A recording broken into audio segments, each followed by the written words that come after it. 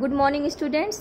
आज हम सभी मेरी मास्को यात्रा एक यात्रा वृत्तांत पढ़ेंगे, जिसके लेखक हैं डॉक्टर नगेंद्र, जो हिंदी साहित्य जगत के श्रेष्ठ आलोचक एवं लेखक रहे हैं। उनका जन्म 1915 में उत्तर प्रदेश के अलीगढ़ में हुआ था। ये दिल्ली विश्वविद्यालय में हिंदी विभागाध्यक्ष भी रहे हैं। इनकी सर्वश्रेष्ठ रचना, पुरस्कृत रचना रस सिद्धांत है, और मध्य प्रदेश और उत्तर प्रदेश द्वारा भी इनको पुरस्कार मिला था। इनको डालमिया पुरस्कार से भी सम्मानित किया गया था। तो बच्चों, हम शुरू करते हैं उनकी यात्रा वृत्तांत, मेरी मास्को यात्रा। इसमें जो डॉक्टर नगेंद्र हैं, इन्होंने अपनी मास्को यात्रा का वर्णन किया है।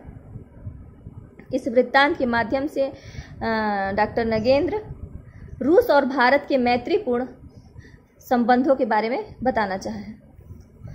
तो शुरू करते हैं। 16 अगस्त सन 1967 को दिन के लगभग 2:30 बजे अपने नियत समय पर हमारा वायुयान मास्को के हवाई अड्डे पर पहुंच गया।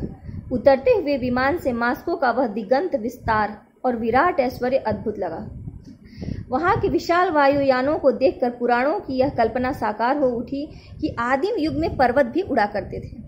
इस नगर के वैभव को देखकर मानव के असीम गौरव का प्रभाव मन पर पड़े बिना नहीं रहता। मास्को का रूसी नाम मास्कवा है। यह सोवियत संघ का सबसे बड़ा शहर है और विश्व के विशाल नगरों में से एक है। इसका नामकरण मास्कवा नदी के नाम पर हुआ है, जो अब शहर के बीच में से होकर बहती है। द्वितीय, इस नगर की आबादी करीब 65 लाख है और इतिहास लगभग 800 वर्ष पुराना। द्वितीय विश्व युद्ध में मास्को की रक्षा सोवियत संघ के लिए केवल राष्ट्रीय सम्मान का ही नहीं, वरन जीवन मरण का प्रश्न बन गई थी। इस रक्षा युद्ध में विजय प्राप्त करने के बाद मास्को को सबसे बड़ा राजकीय सम्मान मिला। विमान से उतरते ही मैत्री संघ के सदस्यों ने हमारा स्वागत किया। लेखक बता रहा है कि विमान से जैसे ही वो उतरे, वहां के जो मैत्री संघ के सदस्य थे, उन्होंने स्वागत किया और आवास की व्यवस्था मास्को नगर के एक आलीशान होटल में की गई थी, जिसमें 20 मंजिलें थी और नई होने पर भी इस होटल की इमारत में मध्ययुगीन शैली का प्रयोग हुआ था। उस दिन शाम को मैत्री भवन में भारतीय स्वतंत्रता पर्व का आयोजन था, जिसमें सोवियत संघ के उप प्रधानमंत्री, अनेक वरिष्ठ अधिकारी, भारतीय दूतावास के सदस्य तथा अनेक प्रवासी भारतीय नर नारी उपस्थित थे। वहां जो भाषण हुए, उनमें भारत के प्रति हार्दिक सौहार्द व्यक्त किया गया था। उनके व्यवहार से भी स्पष्ट था कि वे हृदय से भारत की सुख शांति के अभिलाषी हैं। अभिनंदन के उपरांत स्वागत के बाद सांस्कृतिक कार्यक्रम का आयोजन था। वहां के संगीत को सुनकर लगता था मानो पर्वत कंदराओं में मेघों का गंभीर घोष प्रतिध्वनित हो रहा है। इस कार्यक्रम में सबसे आकर्षक था पुतलियों का खेल। रूस में पुतलियों का खेल विकसित कला का रूप ले चुका है। मास्को में इसके लिए अलग मंच बना हुआ है, जहां छोटे छोटे रूपकों का प्रदर्शन होता है। हम लोगों के सामने 5-6 पुतलियों द्वारा एक छाया नाटक प्रस्तुत किया गया। पुतलियां बड़ी तो उतनी ही थी जितनी हमारे यहाँ प्रायः होती हैं, परंतु पर्दे पर उनकी छाया सामान्य स्त्री पुरुष की भांति जान पड़ती थी। वे उसी तरह उठती बैठती चलती फिरती और व्यवहार करती थी। उसी तरह अपने राग द्वेष शोक क्रोध आदि व्यक्त करती थी, जिस तरह साधारण मनुष्य करते हैं। उनके संवाद टेप पर अंकित थे, जो साथ साथ सुनाई पड़ते थे। छाया प्रकाश का प्रयोग इतना व्यवस्थित था कि पुतलियों की सूक्ष्म मुद्राएं भी स्पष्ट दिखाई देती थी। मास्को में न जाने कितने ऐसे सिनेमाघर हैं जहां नगर की जनसंख्या का 1% भाग, लगभग 65,000 व्यक्ति एक साथ बैठकर मनोरंजन कर सकता है। वोल्शोई थिएटर और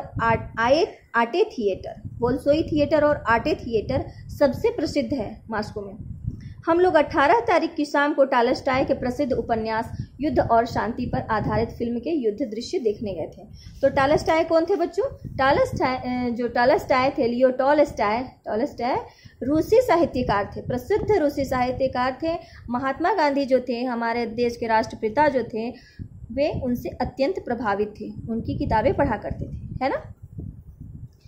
तो जो युद्ध और शांति पर आधारित फिल्म के युद्ध दृश्य देखने गए, इस फिल्म में युद्ध और शांति में वर्णित संग्राम के भयंकर दृश्यों को पूरे विस्तार के साथ अत्यंत यथार्थ रूप में प्रस्तुत किया गया था।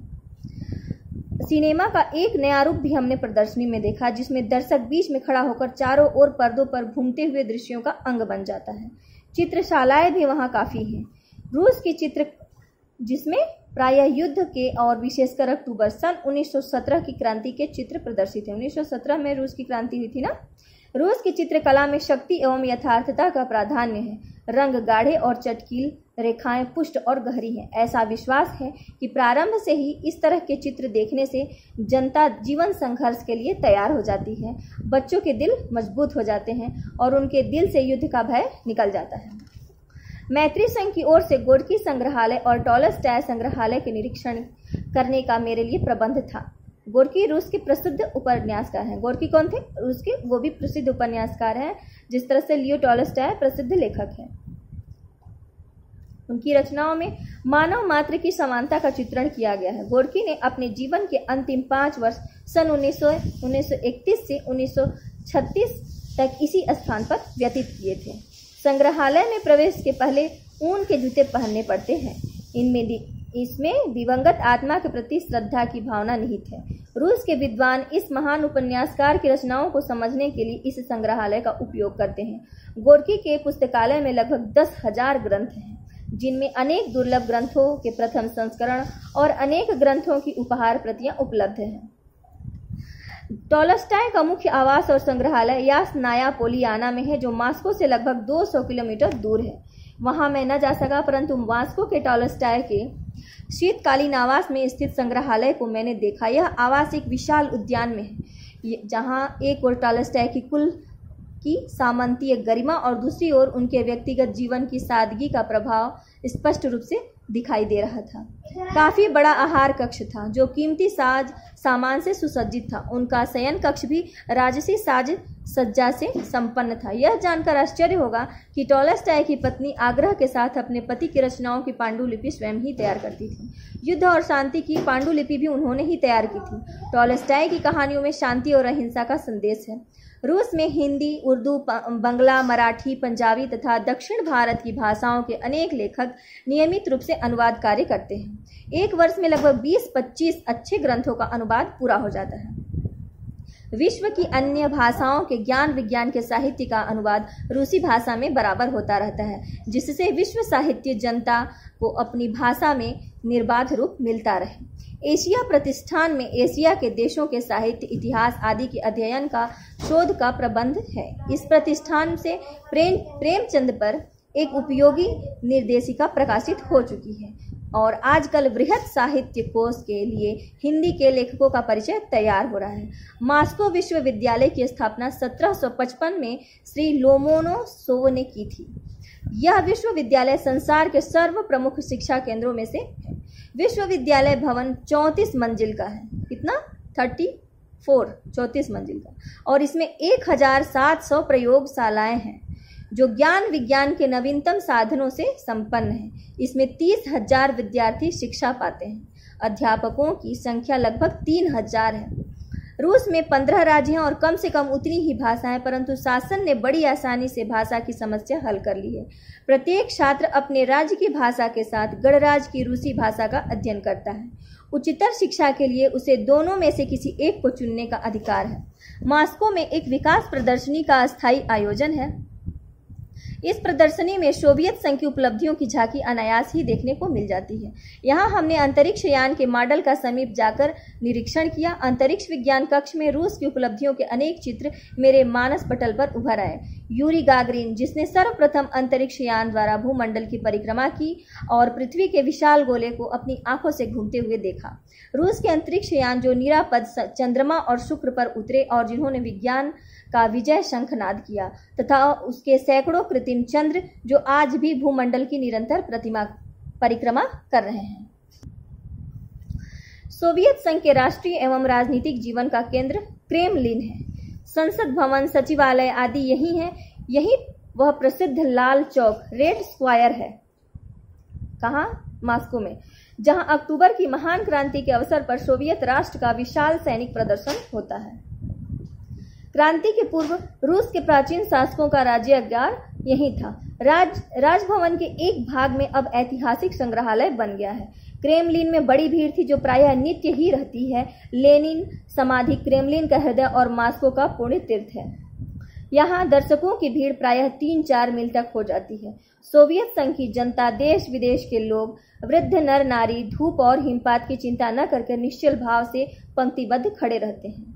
लेनिन की समाधि के भीतर मंदिर का सा वातावरण था, वैसा ही पवित्र, शांति और भौतिक बंधनों से मुक्त होने की वैसी ही भावना। मॉस्को में जो कुछ मैंने देखा, मेरे मन पर उसके स्पष्ट और अस्थायी चित्र अंकित हुए हैं। यहाँ के लोगों के संयत आचरण की भी मेरे मन पर स्पष्ट छाप है। 21 अगस्त की रात को 11:30 बजे, जब दिल्ली में 2 बजे थे, रूस के एक विशाल वायुयान द्वारा मैं दिल्ली के लिए रवाना हो गया। कुछ निद्रा और कुछ तंद्रा के बाद मैंने देखा, तंद्रा मतलब ऊँघने के बाद मैंने देखा कि सूर्य का प्रकाश गवाक्षों से आ रहा है, मतलब झरोखे से, और आधे घंटे के भीतर घोषणा सुनाई पड़ी कि हमारा हवाई जहाज पालम हवाई अड्डे पर उतरने वाला है।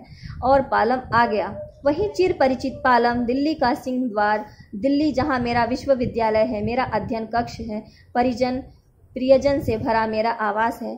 कितना महान था वह मित्र देश, कौन? रूस। पर कितना प्रिय है यह मेरा देश, भारत। धन्यवाद बच्चों।